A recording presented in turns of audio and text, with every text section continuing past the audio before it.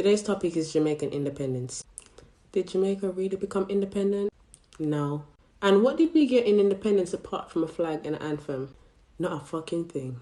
So in 1692, when colonial government was set up, just remember this, they took over in 1665 and named the island Jamaica in 1691. Anyways, the government consisted of a governor, executive council, magistrates court, and the court of admiralty. These courts are what we call today as maritime courts, meaning they have nothing to do with law or common law. The governor was also known as the Lord of the Land, and he was also the commander for the Jamaican militia. The Jamaican militia today is what we know as JDF, the army. The army was and still being used as their personal bodyguards. Now you might say I'm wrong, but ask yourself this. When has a Jamaican soldier ever been deployed to fight a war against another country? Never. All they do is fight Jamaican people by keeping us in order.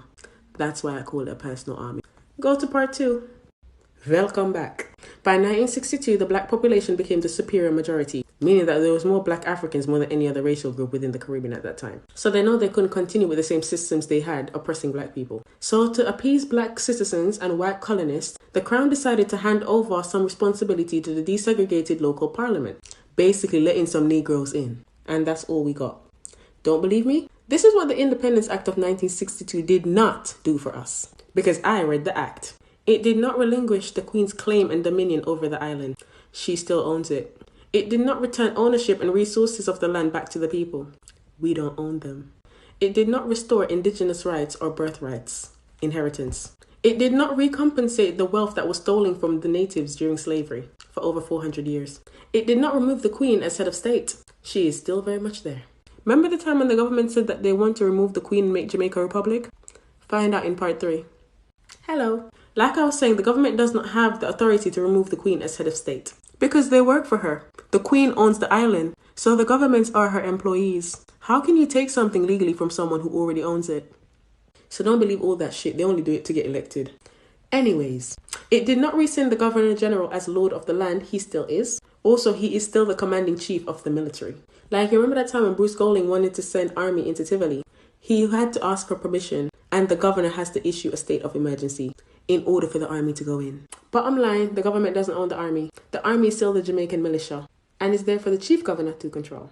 Anyways, it did not revoke the birth certificate bonds on the citizenry. We still bonded. I'll make a separate video about that. And it did not resolve the debts that was accrued upon the people.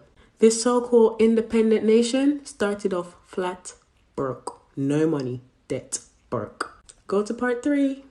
So like I said, Jamaica started out flat broke. And because of this, the government of Jamaica and the Bank of Jamaica, which is owned by the Queen as well, this is in the Bank of Jamaica Act 1960, soon started to borrow large sums of money from predatory multinational lenders, like the International Monetary Fund, you lot know as the IMF, the World Bank, and the Inter-American Development Bank, the IDB. Those banks carry high interest rates and harsh penalty fees, one of them being known as the Structural Adjustment Policy. Keep that in mind. Here is an example of a structural adjustment policy. Jamaica has 3 million people currently living on the island, but only 6 post-service general hospitals.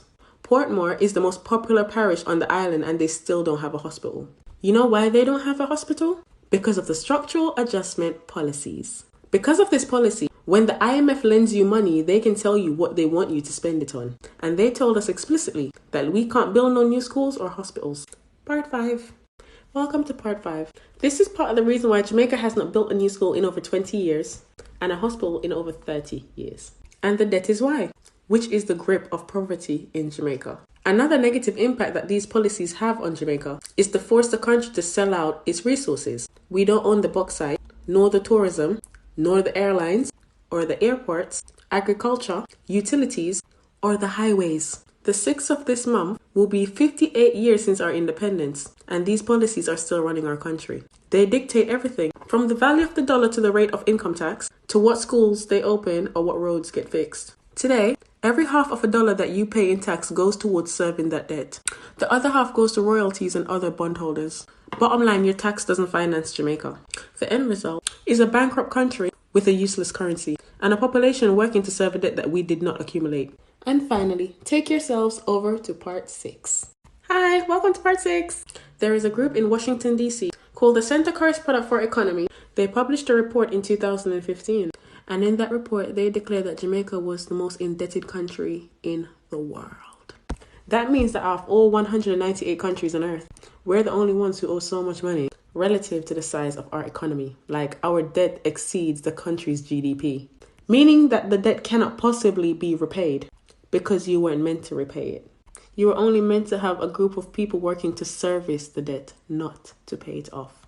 Meaning that Europe still has their fingers, toenails, earlobes, eyelashes, everything in that cute little country we call Jamaica. So please know this, I don't make these videos to offend anyone. I make them to educate and to let people understand that as black people, child, we still struggling, even in our own country. Thank you for watching.